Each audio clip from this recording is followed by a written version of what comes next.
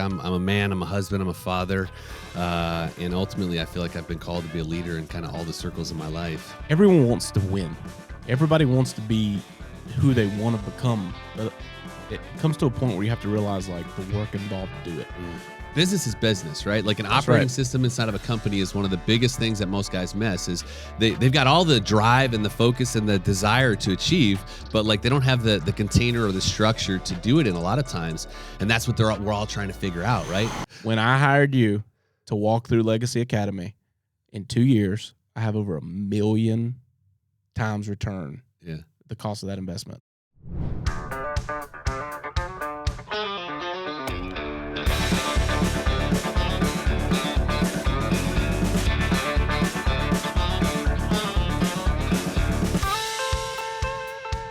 What's up, everybody, and welcome to the Barndo Show. I'm excited for today's episode. I got one of my good friends and a mentor, Chris Breen, with me, man. I'm excited to dive in and talk all things that you have been to me, and just some interesting things you got going on in your life, man. So take a minute, just kind of introduce yourself. Yeah, sure, for sure. Well, I mean, I like to start off with kind of the primary roles that I am. Like I'm a man, I'm a husband, I'm a father, and ultimately I feel like I've been called to be a leader in kind of all the circles of my life. But yeah, I'm 46 years old. I got 3 kids. My oldest daughter, 20. She's at College of Charleston right now. My son is going to turn 19 this week, and I got another son who's 11. So we're still in the thick of it right now. I've been married to my beautiful wife, Amy, for the last 23 years, together 27 years. Wow. So yeah, it's been quite a journey, and bunch of different businesses. We've bought businesses, sold businesses. We've done it all wrong for a long time. We've finally cracked the code on how to do it right, and so it's been really fun ever since then. So, you're like a monument in like the pillars of people that like I give credit to my success, and it's a funny story, and I'm definitely sharing it because I've shared it every time I've ever talked about you, but. I was in this thing called The Program, and you're friends with Alfano, who's been on the show, and everybody knows that dude's been transformational in my life. And, but at that moment in time, like I had been a business owner, kind of half in, half out, had corporate jobs, done a little bit of everything, spinning plates, family life, just kind of coexisting. And like you get dumped into something like that. And I remember being there, and part of that is like the physical element to break you, right? Because everybody can stand around kind of solemn face about they're the man, but do you get out on a battleground, like that'll put you in the headspace physically and mentally to where you're like, I need help.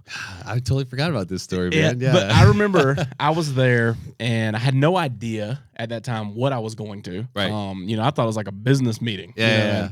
And then day 2, we're at 6 o'clock in the morning. We're standing around that field. Yeah. And I remember like going through that, and it was like an hour in, and I was like, oh my God. They were like, all right, everybody come up. And I'm like, thank God it's over. And they were like, now that we're warmed up, we're gonna do all these events. And we got broke into teams. I had no idea who you were. Yeah. Even though we're from the same city. Yeah, exactly. We're in Tennessee. Yeah. So. Yeah. In Nashville. Yeah. And we're both from Greenville. And we were in a group together. And one of the things was like, hey, I think we were like groups like 5. Yeah. And we took turns, like one person went across the field, got the instructions to the drill we were running, and the objective was to everyone to complete it correctly, and be first. Yeah. And I remember you came back over, and the thing was lunges. Like we had to all link arms shoulder to shoulder and go in down sequence. Together, up together, and do these lunges. And we had to complete so many of them. And I'm thinking like, I can't do one.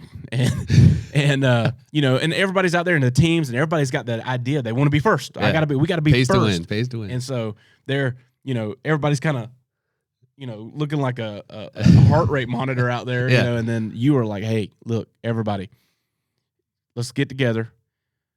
TJ is our weakest link. We're good. And you were like, I don't think I said that, but no, you didn't. TJ sets the pace. This is my inner dialogue, right? Yeah. Like, TJ sets the pace. In my mind, I'm like, I'm the weakest. I'm the weakest guy here.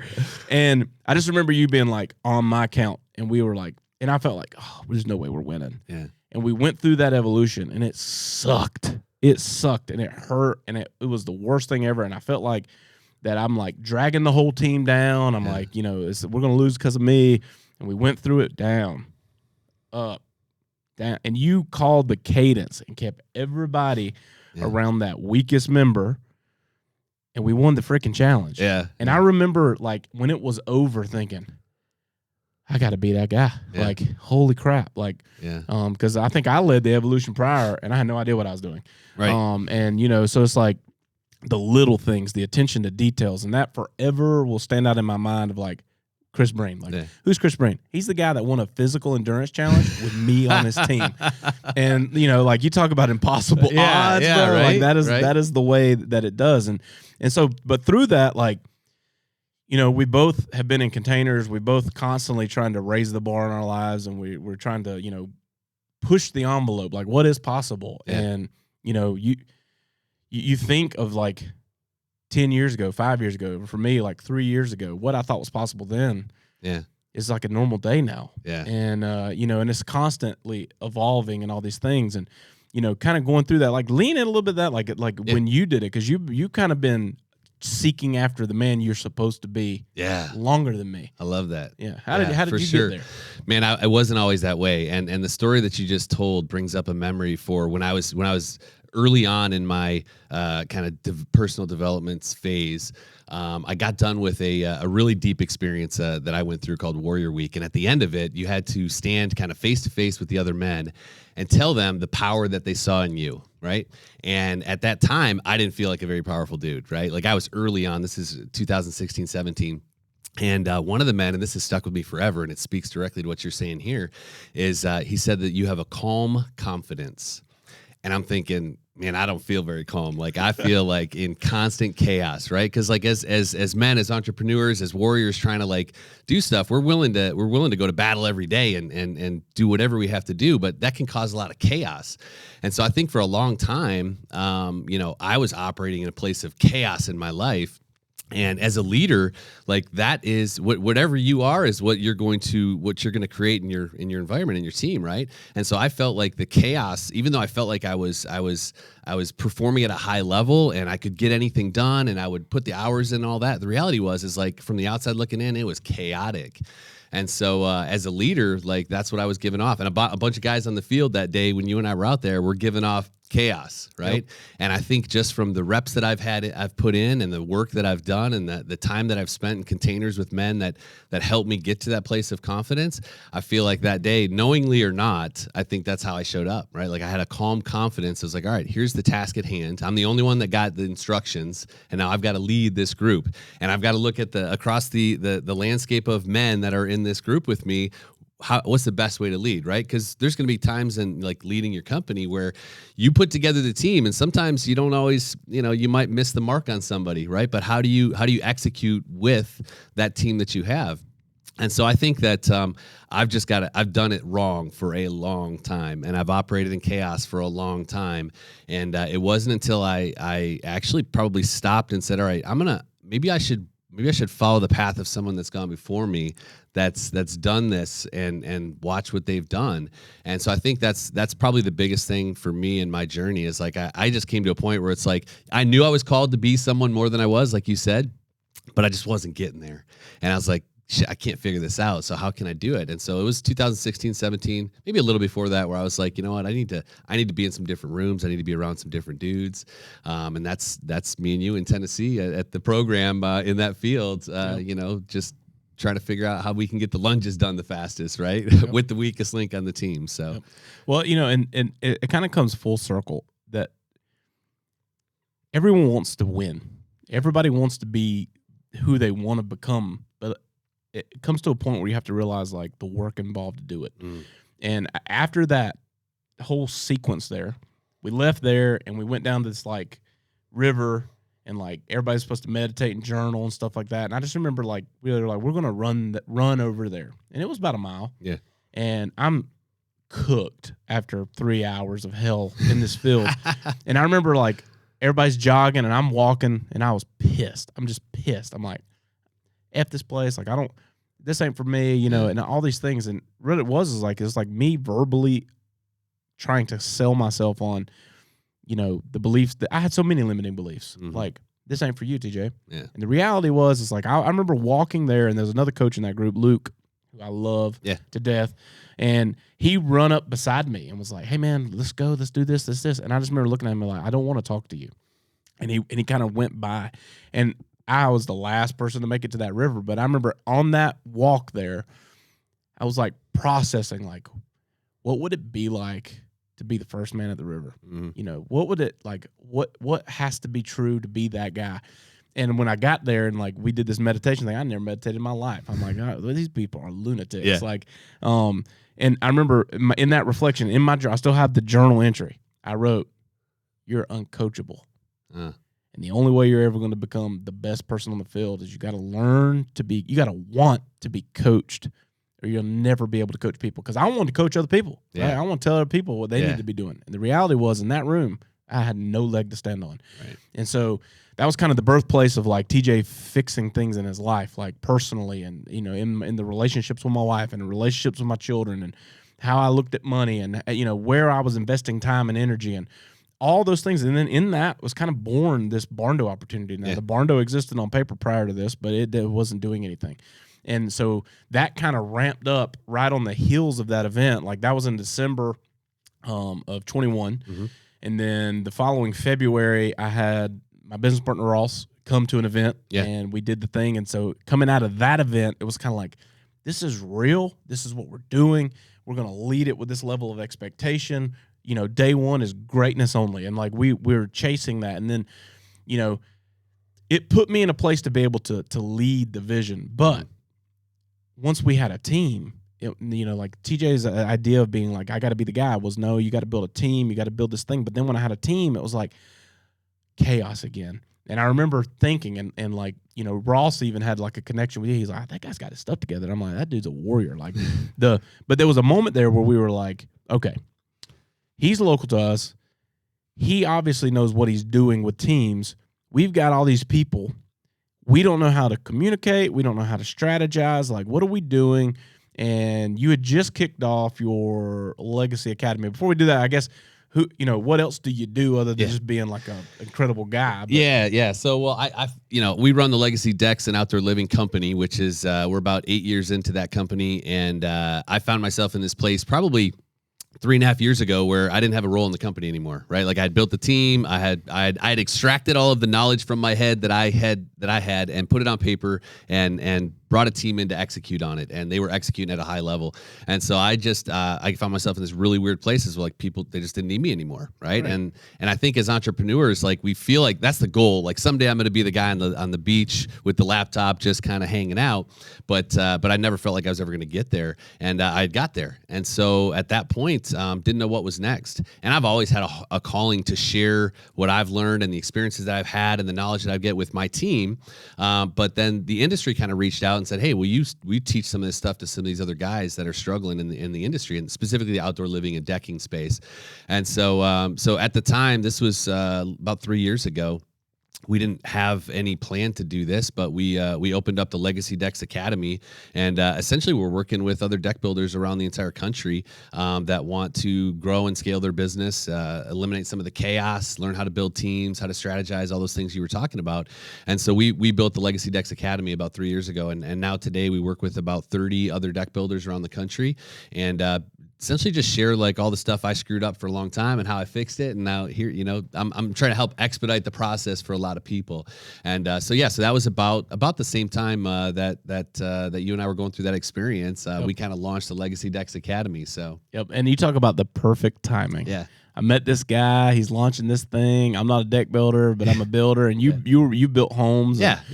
And we kind of like forced our way in. We're like, hey man, no, you're going to teach us what we need to know. And first and only, home builder. it's the Legacy Decks Academy and stuff. We're in Barndo's, right? He was like, I was like, you going to reach out to other builders? I know you guys broke that ambition. It was a good recipe, right? You were local, right? We didn't have any much revenue coming inside of it. It's like, all right, you guys want to pay us? Sure, let's do it. Let's go, right? Because the reality is, I mean, yes, there's certain things that I could teach you faster to do if you were a deck builder, but the reality is, I've built construction company. Business is business, right? Like an operating system inside of a company company is one of the biggest things that most guys miss is they've got all the drive and the focus and the desire to achieve, but like they don't have the container or the structure to do it in a lot of times.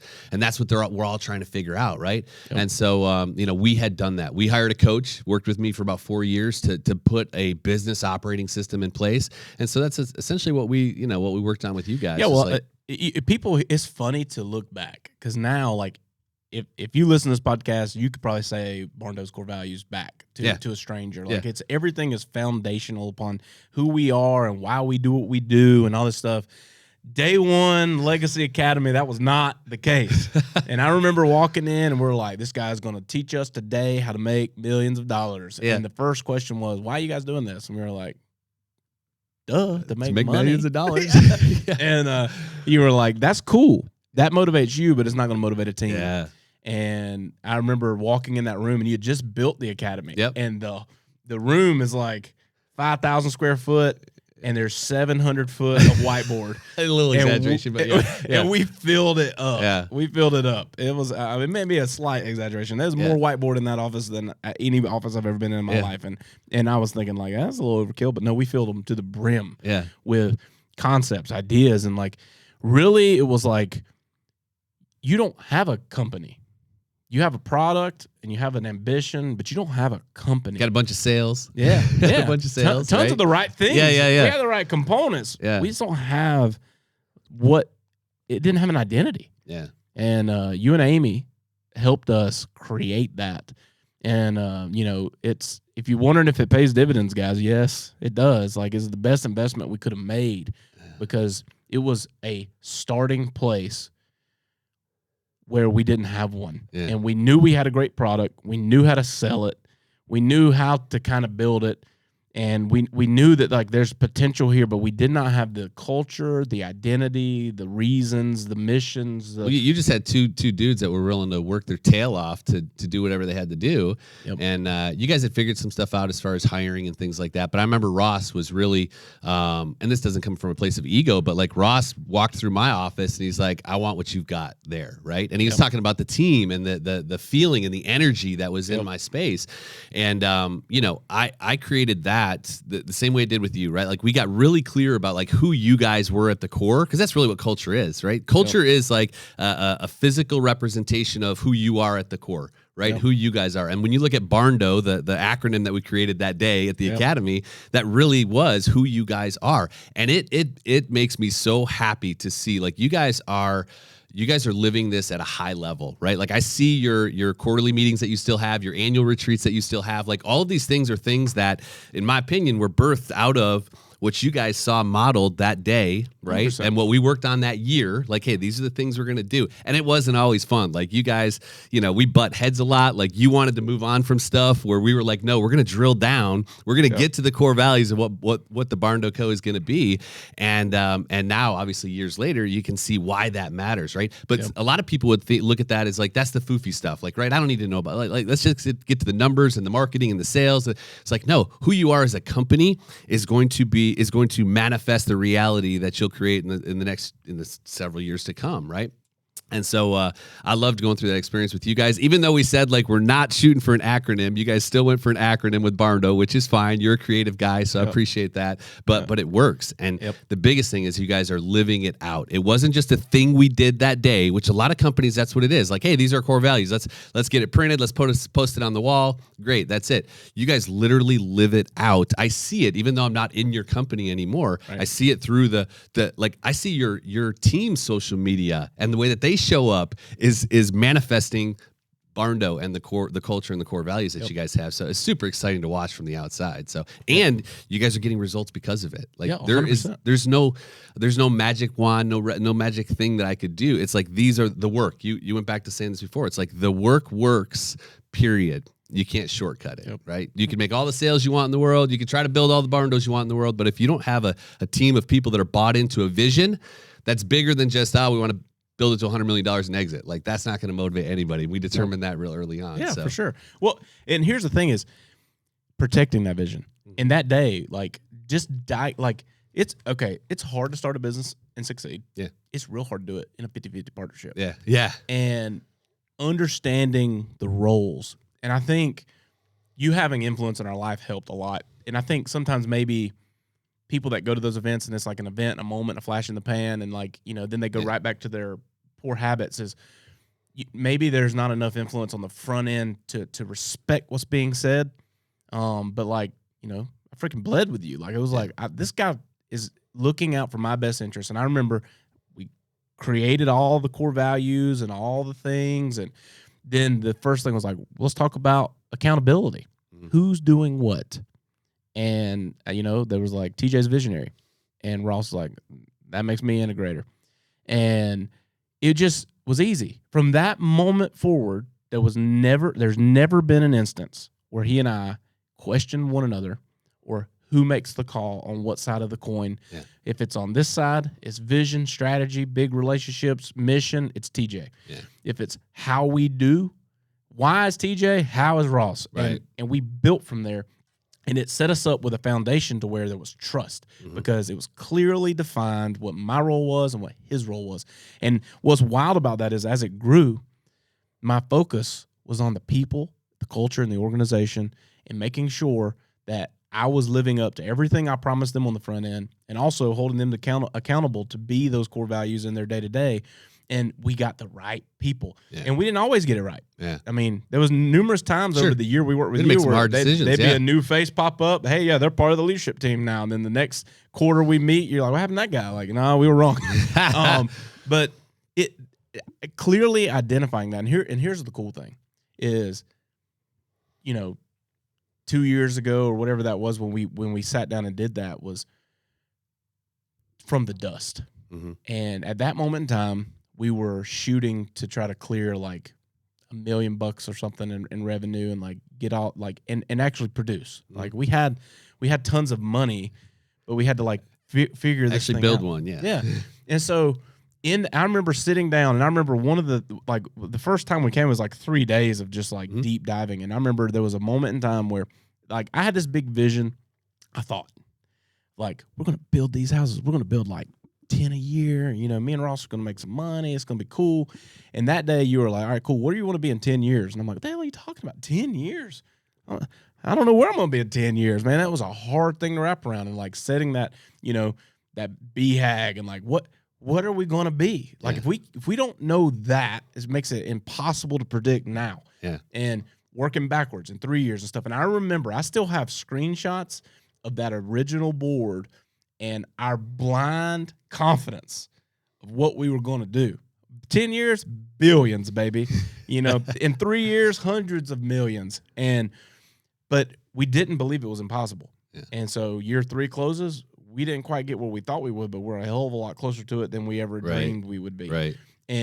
But what's fun is like then it was just 2 guys, like you said, 2 guys that worked like hell to get things done.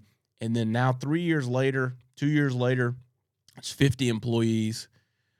We've got an entire leadership team, and they're transitioning from just like leaders in place to leaders in charge. And then we just hired a brand new COO who's coming in and like running that team and setting new standards because new levels, new devils. And like what got us here won't get us there. And like and what's really fun is like right now we're sitting down as a leadership team and going through those core values again and saying, okay, this is who we are. How do we elevate these and take them and make them new, kind of like Barndo 2.0. And that's our goal for 2025 is like, hey, we've achieved more than we ever dreamed possible. Yeah. And now this is the new thing. And it's like, I told Ross the other day, I was like, it's 2 years later. And like, look at the vision board now of what we're doing and dreaming. And like, it's the constant work. We're going back in. Hey, that got us here, but we're going there. Yeah. Let's revamp this. Let's do this again. And like, but it all started with realizing I needed help. And I was going to say this earlier. The cool part about like Ross walking through there and being like, I want what you got here. Mm-hmm. The power of coaching and the power of proximity to someone who's got what you want and being humble enough to tell them, like, you got what I want. Imitation partnered with some implementation is how you get there. Yeah. When we built our office, we went black ceilings and we had big whiteboards. I remember Ross being like, we're having the big whiteboards. And for what reason? Yeah. Well, Chris got them. We're putting them in.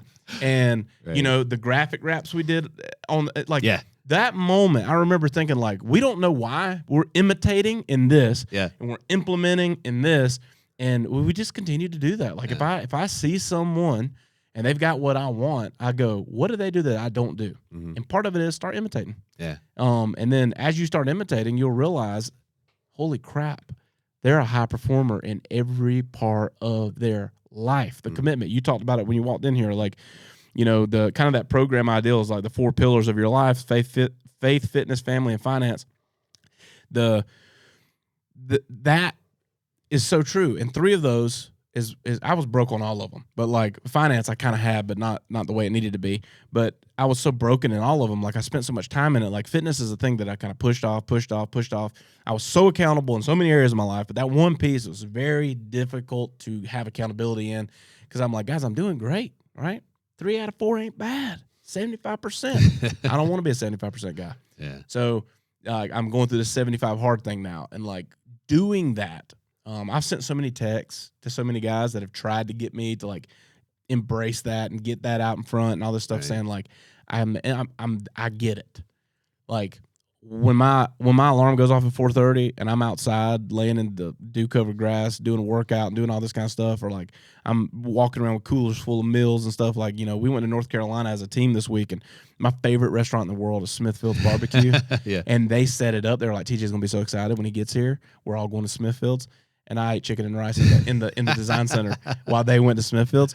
But like making that decision, part of that is that there's still something that I want that I don't have, and I'm going to imitate them. And in imitating, I realize, holy crap, what a level of commitment to honor yourself. Yeah. Like that one is like, it's just crazy. And none of that comes without work. Having a company, being in all these places, and like people see the highlight reels, right? Like they said, Barndo's planting another office, you know, and like to think 2 years ago we were at you and we were in a broom closet in Greenville going, we're going to build $1 billion company. This podcast studio is bigger than that. Right. And we're going to build $1 billion company, Chris. And you're like, oh yeah, you are. Like, and we am kind of building that out. And now, you know, like we're servicing 3 states. We got 4 brick and mortars. We're building 2 more brick and mortars right now in 2 more cities. And like our plan is to expand into even another state even in 2025. That stuff doesn't happen without hard work, and people don't see that side of it. They just see highlight reel. Right. Well, and I think they don't see the 3 days of work that we did, you know, whatever it was 2 years ago plus. Like a lot of people discount the value of that, right? They're willing to execute on whatever they think should be the plan, but they don't stop long enough to create a vision that will hold for years to come. And I think you said a ton of stuff about what we did those days that I think might not connect with people, because like our language and vocabulary just makes sense. You're talking accountability charts and core values and culture and, you know, strategic vision. But like the reason that I see companies like you have success is because they do that deep work early on of getting super clear about what are the roles for TJ, what are the roles for Ross, what are the roles for an operations manager, right? So that when you have to go and make decisions on like whose responsibility is it, well, we go to the accountability chart. Why? Because that's where we figure out who's responsible for what. And so I think a lot of people don't take the time to get clear enough about the vision, and so that they don't ever get to come to a place where they've got the ability to have a team that's executing on that vision, right? And so I think it's important to just point out that you guys stopped and said, all right, we got to lay a foundation that's going to live beyond what TJ and Ross can bench press, right? Yep. And so I think that's the work that you talk about that people are unwilling to do. It's the invisible work. Yeah. And so that day sitting in that room, we're looking at like 5-6 builds we got to get off the ground and 2 or 3 hires, but we were building a foundation for $1 billion company. Yeah. And that's a lot of time in the dirt. That's a lot of time digging. And you're thinking, it don't really need to be that deep. Yeah. You know, like, you know, but no, we're building the foundation. More rebar, more concrete, deeper, and so wider. Yeah. And so, but you're right. Without that moment, and here you go, here's your clip, and I'll make sure you get this. When I hired you to walk through Legacy Academy in 2 years, I have over 1 million times return. Yeah. The cost of that investment. Yeah, absolutely. Over 1 million times return. That's powerful. Yeah. And so, and it wasn't Chris, the business guru, of like, hey, let me tell you how to make $1 gajillion. It was, people know how to do that. Yeah. It's like, let me show you how to do it the right way. Let me show you the fundamentals of the game. Yeah. Let me show you the things you're not even thinking about. I'm gonna point out all your weaknesses and your blind spots, and that shit sucks. Yeah. You know, you and I have done some other stuff like you know, more interpersonal kind of development stuff. But like one thing that you've got the gift of is, oh, that's a weakness. Poke it. Let's poke it. Yeah. Let's poke it again. And then you're like, what are you gonna do to guard against it? Because I can keep poking it, and I think people don't want that. Like, I didn't want that, but that's what's necessary to protect against it as we, you know, go on this journey of growth. Well, absolutely, because it's not only necessary to protect it, but it's necessary for you to become the leader that will build the thing, for you to become the leader that will attract the team, right? Like the work that we did those 3 days, that created an intangible benefit that probably most people don't even think about. Like, you probably have a very easy time recruiting and hiring and retaining top talent because when you tell them the story of Barndo, of who we are at our core, of where we're going, the structure that we have, the systems we have in place, I bet you that there's not a person that sits across from you that doesn't enthusiastically want to be a part of the Barndo Co. Right? Because of that work. And that's an intangible benefit that people that I work with don't see. They don't see like, well, I'm having trouble hiring people and keeping people. Well, have you created anything that's worth being a part of? Is there a vision for them that they see a possibility in your business 5 years down the road, 10 years down the road? If not, that's probably your problem. Like, you've got to be a leader worth following, creating a business that people want to be a part of. That's what we did those days. Like, that's literally the foundational work that people won't do. They're just like, no, I sold a bunch of stuff. I got to hire a bunch of people, and then I'm going to mix them into the chaos that I've created. And shit, they won't stay. Why won't they stay? And I'm attracting sucky people. Why is this happening? Right? Like, that's I think one of the biggest values of pausing for that 3 days, paying the money that it costs to invest, because the ROI is, like you said, millionfold. Like, you can't even put a number on it. So no, you can't. But and it's being big on the important things. And I remember part of that culture, you know, when we were digging that out, you had just did a quarterly, and you guys went to the Ronald McDonald House. Yeah. And I remember thinking, like, you said that kind of like in passing, like, yeah, or maybe it was like in between the days, you were like, man, my team's coming in, we're going to serve at the Ronald McDonald House. And I remember it when you said that, I wrote that down in my remarkables, like, I want to build something that's capable of giving back bigger than what I can. And we did that. And again, part of that is imitation. Yeah, but, I've seen it. Yeah. But, you know, it struck something in me that day, like, that's what it's about. Like, not only are they so bought into working here because they're making money, and he's got a cool office with, like, you know, meditation rooms and all this amazing stuff, like, you know, but they're so bought in that they're showing up to go serve others because there's so much abundance in the culture that they built here. That was powerful, man. And I wrote it down. It became one of the core values. The end was to never stop giving, and that is who I am. Yeah. And I didn't even realize how much of that was me then, because I wasn't in this abundance mindset. I was in like fight to survive mode. And as I've grown as a human being, like that's something that I've unpacked as, for me, that's like one of the most transformational things that I can do is connect people to opportunities to go above and beyond what they ever thought possible. Yeah. And that those things, like, again, if you're listening and you're thinking like, where do I start? Find a guy or a girl that's in your market that's crushing it and have a conversation. Yeah. Like, it's not that hard. You just got to find someone who's slightly better. You can find someone who's way better, but you better be freaking ready, because they're going to expect you to just run at the same pace. It ain't like Chris, you know, got down off the freaking racehorse and like walked alongside of me. No, it was like, get on your horse and ride. And like, and you know, you got to be prepared to who you're talking to, but you got to find people who are where you want to be. And then how do you know, build backwards? How do I get there and realize it's not overnight? Yeah. It doesn't happen overnight. It's tireless work. It's questioning your sanity sometimes work. Yeah. You know, but again, it all started with why. Yeah. No, I love the fact, like you said, to build something that you could give more generously than you could individually. Like, that's huge. Like, our main purpose is to impact and develop people.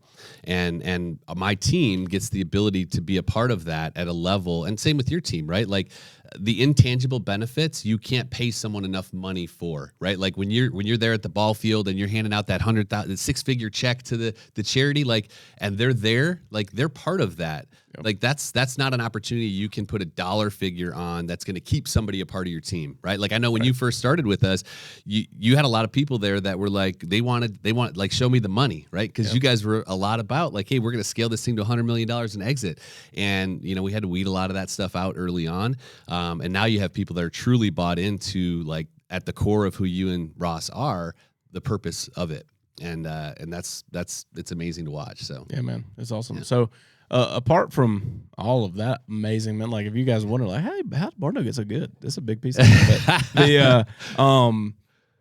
What else you got going on? I mean, you travel around. The deck space is kind of like you're the kingpin of that area. Like like that's kind of your stomping ground. Like when you talk Barndos, like my name pops up. You talk in the outdoor living and deck space, like your name is there. Yeah. And like Nashville and all this stuff. Like you're kind of like, or not Nadra. Yeah. You're in all these different environments and traveling around, and you're in the coaching space. You're a business owner. And then you're speaking about different things. Like what's some crazy stuff you got going on there? Well, crazy stuff. I mean, in about 20 days, I'll be at the Grand Canyon hiking 48 miles. So that's kind of crazy. That's definitely an element of crazy. Yeah. So doing rim to rim to rim. Man, I'm just constantly, I put myself in this place where I get leverage on myself. And what I mean is that, like, my team and the people in my world are pushing behind me, so like I got to stay ahead, right? And so I'm constantly just trying to continue to grow and develop and be the leader that they want to follow, right? Or that part of the team that they want to be a part of. And so so we're doing that. We're also we really feel strongly about educating deck and outdoor living professionals on the business side of things, right? There's a lot of education out there about how to build better decks and be a better craftsman, carpenter. Most of these guys are amazing carpenters, but now they've turned their craft into a self-made prison, and they've got to figure out how to be a business owner. And so my goal really, and with the help of Nadra, is to bring as much education to the business side of things, like what we did with you, and see them have that kind of success, see them to be able to overcome the inability to build teams and to be profitable and things like that. And so that's ultimately like what our passion is right now, is just to be a beacon for that industry, to teach them that there is a possibility, that's greater than what they can see right now. But to go back to what you said, like it's not just the business and the money side of things, right? It's the faith, the family, the fitness, and the finances. Like it's all of those things. And so I just continue to lure people in with like, hey, let me help you figure out the financial piece. And then I'm like, oh, by the way, you probably need to be a better dude or lady all around. So let's talk about like what's your routine look like? Like how are you fueling your body, and are you a leader worth following, and how's your relationships? And so again, the business operating system is huge. Obviously, like you guys are a testimony to like the value of that. But like you said, like you continue to level up in every area. Like I see how you show up as a husband and as a father. Like that's attractive to your team as well. And so for me, I'm just continuing to try to lead from the front and be an example in my space, and opportunities are opening up, and because we've done well on the foundational things, that frees us up to have the ability to give back and to do the travel and to be out there in front of things the way that we have been. So yeah. Well, the Breen machine. I'm gonna tell another story because I can't help but not to. But we were in Reno together, at an event, and I remember you guys were like, "Hey, in the morning." It was a walk. It was cold weather. I don't remember what month it was, but it was cold for a South Carolina boy in the Tahoe Mountains. I was like, nah. Yeah. And you guys were like, hey, look, at 5 a.m. or something, we're meeting at the shoreline of the lake. We're swimming out to this buoy, and I was like, I'm not doing that. And then they were like, I remember having a conversation. They're like, yeah, we were out there, and like, somebody caught a cramp, and they were worried about getting back in. I'm like, if that guy had, I would have died. There was no chance for TJ. Like, they'd have been like, we lost him out there on the lake. Yeah. And then you guys like got out of the water and hiked up a freaking mountain. Yeah. And it's just you just attack life. Yeah. You attack life. And look, I drove to the top and got to the same place you guys are going, and saw the same view. And I remember thinking like, hey, I seen the same view, but inside there's a piece that's like, it'd have been cool to go up it. Yeah.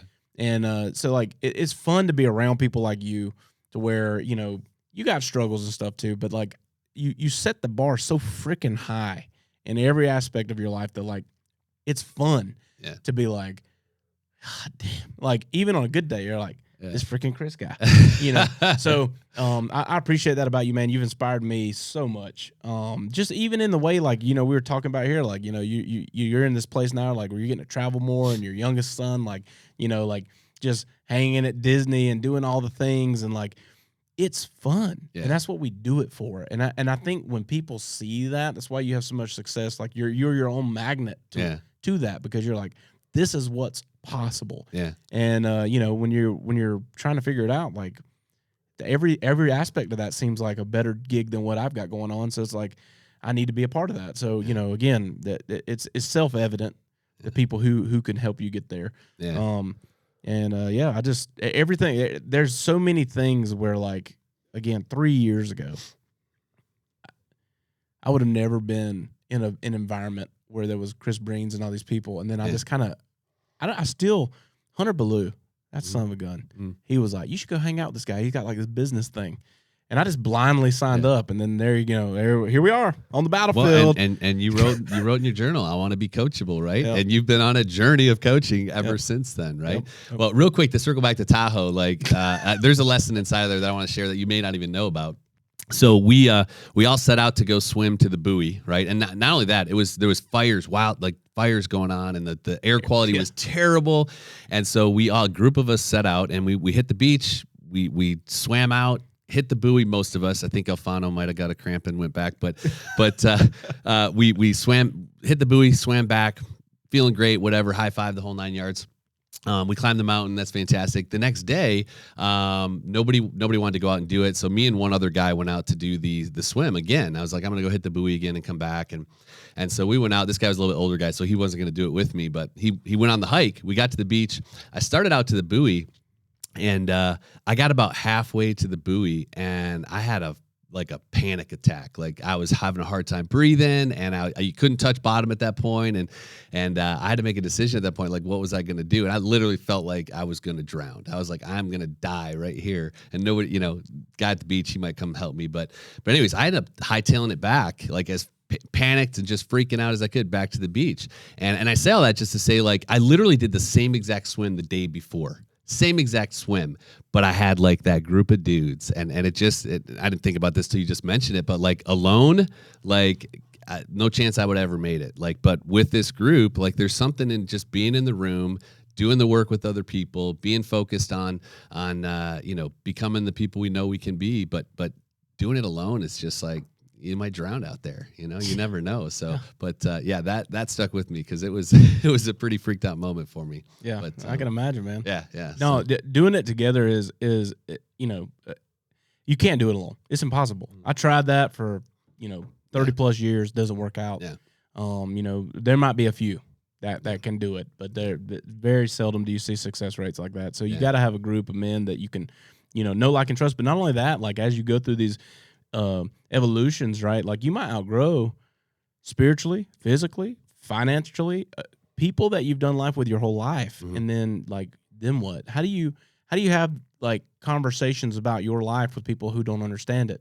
And then you kind of get on a lonely island. So, but being in containers like this, like I could come in there and drop slam dunks, and to you guys, you're like, oh, good job, kid. And like there's an aspect of that. Like as long as there's people in my life that are doing as good as me or better than me, or aspiring to be there, it's so much value in having that one. I remember there was a text group at one point in time where, like, again, it's like you talk about imposter syndrome. It's like $100 million company leaders and stuff, and I'm like, woo, But like having that, you let me in here, and having access to that room's like, this is what it's about. And surround yourself with good people, man. But I appreciate you. You're like I don't hang out with you as often as I used to, but you're a lifelong like mentor to me of like what's possible. And so I appreciate you coming on, hanging out, doing the show. That's the cool thing about being in space like this. Like we don't have to be in touch every day, and we understand the same things. We're running at the same pace, and it's been good. So, all right, man. Well, love you, dude. Appreciate you. Thanks for having me, man. Appreciate it. Thanks, guys, for tuning in to the Barndo Show podcast. If you're watching on YouTube or wherever you're listening to this content, hit subscribe so you don't miss an episode. And then be sure to check us out on all of our social media platforms at the Barndo Co. Super simple to find us. And then when you're ready to dive in a little more, maybe look around some of our available floor plan options, or take a look at the gallery of our work, or maybe you're ready to connect with our team and explore what it looks like to build your dream barndominium, you can visit us online at thebarndoco.com.